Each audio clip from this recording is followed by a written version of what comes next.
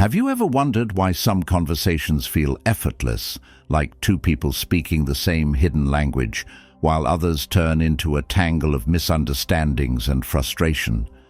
The truth is, most of us were never taught how to communicate with clarity, presence, and purpose. We learn to talk, but we rarely learn to connect. We think that if we choose the right words or rehearse our points perfectly, people will understand us. But real connection goes deeper than that.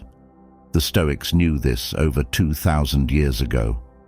Marcus Aurelius wrote, "If someone can prove me wrong and show me my mistake in any thought or action, I shall gladly change." He understood that communication wasn't about winning arguments or proving a point. It was about discovering truth together.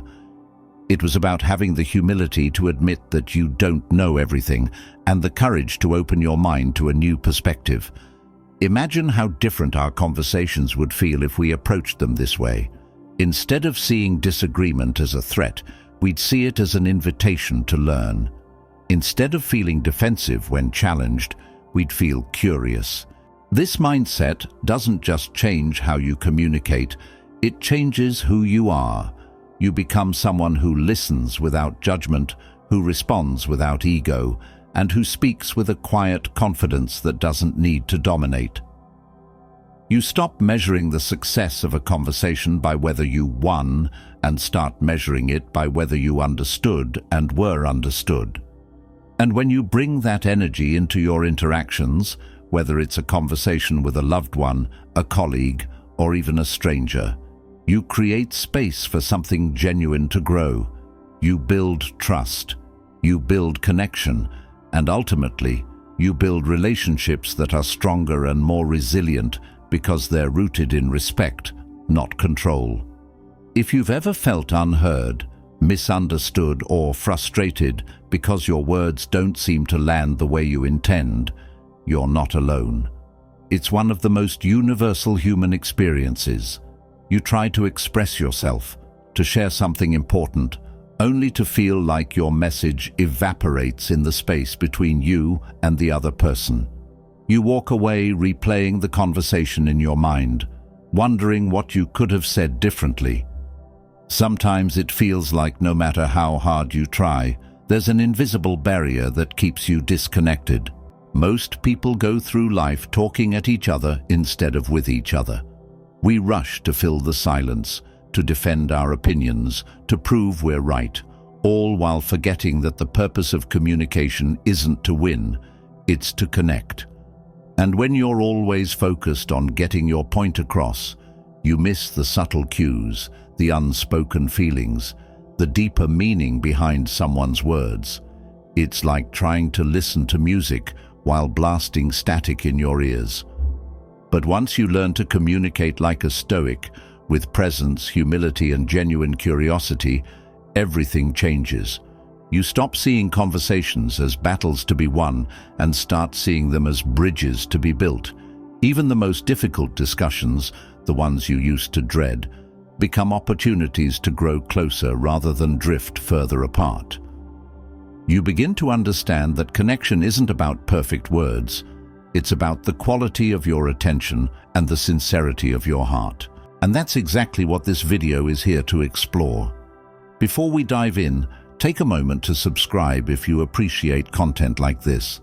It's a simple way to support the channel and help these ideas reach more people who can benefit from them. Plus, it means you'll never miss another opportunity to learn, grow, and deepen the way you show up in your relationships. Let's get into it. Communication as an instrument, not a weapon. We often think of communication as a tool to get what we want, to persuade, to convince, to protect ourselves from criticism or vulnerability. From an early age, we're taught to craft arguments, to debate, to be articulate so that people will take us seriously, but the Stoics saw it differently. To them, words were never meant to be weapons or shields. They were meant to be instruments of understanding, a way to share our inner world honestly and to learn from others in return. Epictetus taught that We have 2 ears and 1 mouth so that we can listen twice as much as we speak. It sounds simple, almost obvious, but if you look closely, you'll see how rare this actually is. Listening isn't passive. It's not just waiting for your turn to talk. It's one of the most active, courageous things you can do, because listening requires you to set aside your ego and be fully present with another person, to let go of your rehearsed responses and truly absorb what they're saying. When you start to see communication as an instrument of understanding, it changes the way you show up in every conversation. You stop worrying so much about sounding impressive or proving yourself right, and you start focusing on creating a shared space where both people feel heard. That shift alone can ease so much of the tension that usually hangs over difficult discussions. Instead of feeling like you're stepping onto a battlefield, you feel like you're stepping into a space of collaboration, and in that space it becomes easier to stay calm, to be honest, and to build trust over time. It's also worth remembering that the words you choose have a lasting impact, often beyond what you can see. A kind word can stay with someone for years, giving them strength when they need it most. Likewise, a careless comment can echo in someone's mind long after you've forgotten you ever said it. The Stoics taught that we should take responsibility for the effects of our speech, just as we take responsibility for our actions. When you approach your conversations with that sense of accountability, you naturally become more thoughtful and deliberate about the way you express yourself. And perhaps most importantly, when you let go of the need to use your words as weapons or shields, you give yourself permission to be vulnerable. You no longer have to armor yourself with clever arguments or constant self-defense. Instead, you can show up as you are, curious, open, and willing to learn.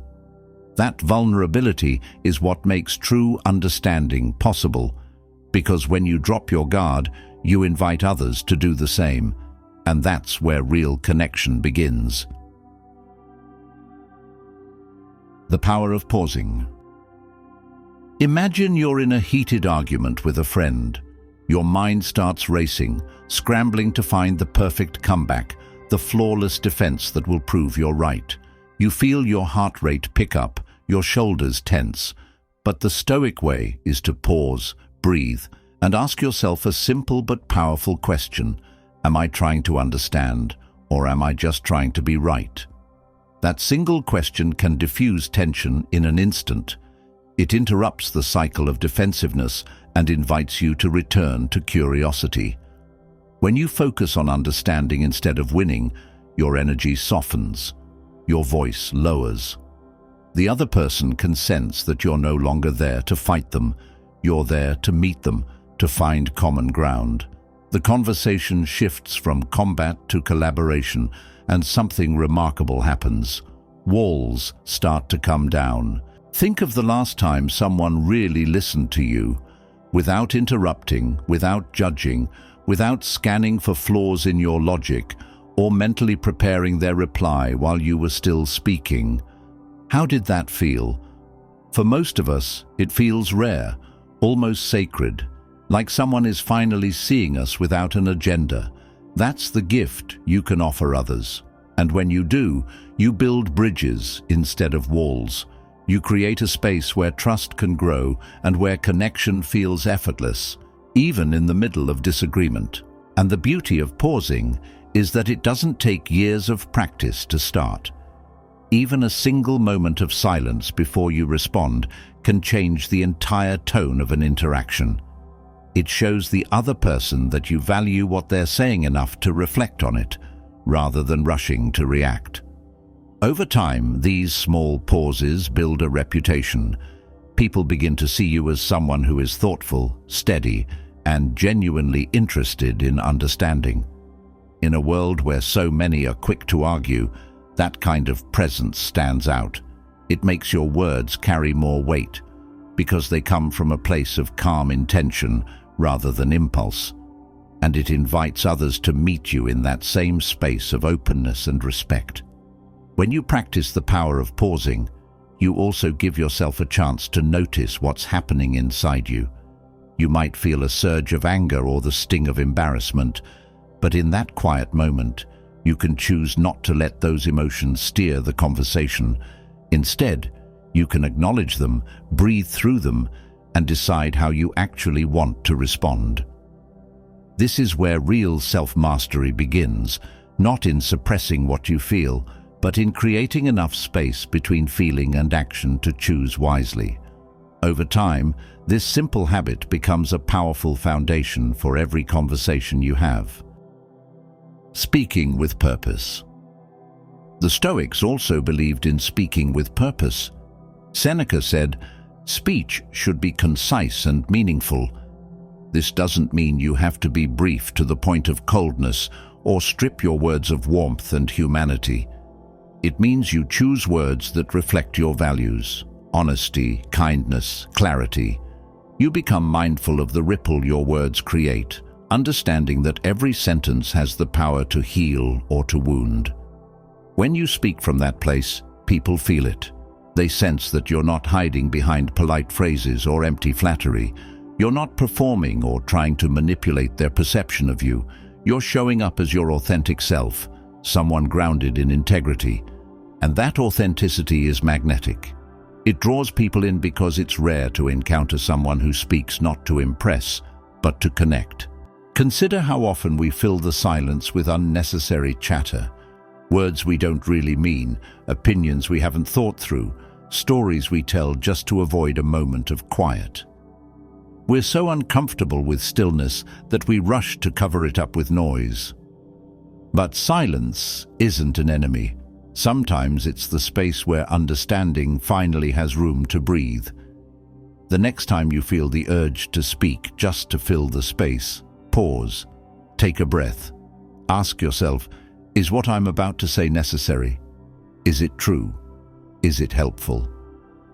These questions act like a filter, allowing only what matters to come through. Imagine if more of us did this, how much clearer, kinder, and more impactful our conversations would become. This practice is especially powerful in relationships, whether romantic, professional, or with family. You stop reacting out of habit and start responding with intention. Instead of defensiveness, you offer understanding. Instead of criticism, you offer clarity. Instead of blurting out the first thought that rushes to your mind, you choose words that reflect the kind of person you aspire to be. And over time, something beautiful happens.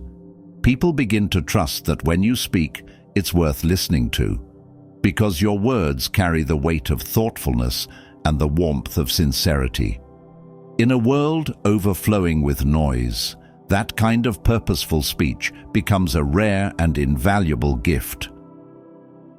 Staying curious in conflict. Let's take an example. Imagine you're in a meeting and someone challenges your idea in front of the group. Maybe their tone is sharper than it needs to be, or maybe they phrase it in a way that feels dismissive. The instinctive reaction might be to defend yourself immediately, to prove that you're right, to protect your sense of competence and authority. You feel that surge of adrenaline, the tightening in your chest, the impulse to interrupt. But a Stoic approach would look different. Instead of reacting on autopilot, you'd take a breath. You'd feel that initial wave of defensiveness pass through you without letting it dictate your response. And then, calmly, you'd say, "That's an interesting perspective. Can you tell me more about why you see it that way?" This doesn't mean you're agreeing or conceding your point. It simply means you value the dialogue more than your ego. You're signaling that the truth matters more than being seen as right. And ironically, this openness often inspires respect. When you show that you're secure enough to explore other viewpoints without immediately dismissing them, people feel safer around you. They become more willing to listen in return. Your confidence stops being something brittle and reactive. It becomes something quiet and unshakable. One of the greatest obstacles to effective communication is assuming we already know what the other person means. We hear a tone, a word choice, or a phrase, and we rush to fill in the blanks with our own interpretations, often based on our fears and insecurities rather than reality. The Stoics remind us that assumptions are the roots of misunderstanding. Every time you assume, you're trading curiosity for certainty, and certainty almost always closes the door to connection. When you catch yourself making assumptions, pause, clarify, reflect back what you've heard. You can simply say, "Just so I'm clear, what I hear you saying is," or "Can you help me understand what you mean by that?" These simple questions can dissolve tension that might otherwise grow into resentment. Epictetus said, "It is impossible for a man to learn what he thinks he already knows." If you enter a conversation convinced you have nothing to learn, you miss the chance to see things from a new angle. You miss the opportunity to grow. But if you stay humble, if you approach every interaction as an opportunity to discover, you'll walk away wiser every time, because even when you don't agree, you learn something about the other person, about yourself, and about the world. And that willingness to learn is the foundation of all meaningful communication. Emotional regulation and presence. Another essential Stoic practice is emotional regulation. When emotions run high, communication almost always breaks down. Anger makes us lash out and say things we can't take back. Fear makes us shrink away, retreating into silence even when something needs to be said. Pride makes us stubborn, clinging to our opinions simply because we don't want to look weak or uncertain. The Stoics trained themselves to notice these emotions without letting them take the reins. They understood that feelings are natural. Being human means you will feel hurt, frustrated, defensive, afraid. But feeling something doesn't mean you have to act on it. You can observe your emotions like clouds drifting across the sky. Acknowledge them, but let them pass without grabbing hold. The next time you feel your chest tighten, your heart start to race, or your voice begin to rise, take a moment to breathe. Imagine your emotions like waves rising and falling. You don't have to fight them or suppress them, just allow them to crest and settle. Marcus Aurelius wrote, "How much more grievous are the consequences of anger than the causes of it?" Think about that for a moment. So often the real damage isn't in what triggered you, it's in how you respond when you're swept away by that initial surge of emotion. When you pause and give yourself a little space, you reclaim the ability to choose your words instead of letting your words choose you. That's the heart of Stoic communication, understanding that you are not your impulses. You are the observer behind them, capable of responding with intention instead of reaction. True communication is rooted in presence. You can't listen deeply if your mind is stuck in the past, replaying old grievances or worrying about what you wish you'd said. You can't speak honestly if you're hiding behind a mask of who you think you should be or what you believe the other person wants to hear. The Stoics practiced returning to the present again and again because here, right here in this moment, is where real connection happens. Putting it all into practice. So how do you begin applying Stoic communication in your life? Start with awareness. Notice when you're speaking just to be heard versus speaking to truly understand. Notice when your words are coming from a place of fear or defensiveness. Practice listening without interrupting. Clarify instead of assuming. And most importantly, let your words reflect your values: honesty, humility, courage, compassion. If you want deeper relationships, more trust, and a calmer mind, this is where it starts. Not in grand gestures or perfect speeches, but in the quiet practice of being fully present with another person. In those moments when you set aside your ego, slow your breath, and choose curiosity over judgment, something remarkable happens. You discover a space where understanding can grow, even between people who don't agree. And that is the space where real connection is born. And remember, progress doesn't come from perfect execution, it comes from consistent practice. Some days you'll catch yourself reacting defensively or speaking without thinking, and that's okay. What matters is that you notice it and gently guide yourself back to your intention. Over time, these small adjustments compound into a completely different way of relating to the people around you. You'll start to feel more grounded in your conversations, less swayed by your emotions, and more open to the perspectives of others. It can help to think of each interaction as an opportunity to practice. Whether you're talking to a close friend or a stranger, you have the chance to choose presence over distraction, understanding over judgment, and calm over reactivity. The more you do this, the more natural it becomes. And slowly, you'll begin to notice that your relationships feel easier, richer, and more genuine because they're built on the foundation of Stoic communication. Speak with intention. Remember, every conversation is an opportunity to practice virtue, patience, empathy, honesty, humility. The more you bring these qualities into your words, the more powerful your communication becomes.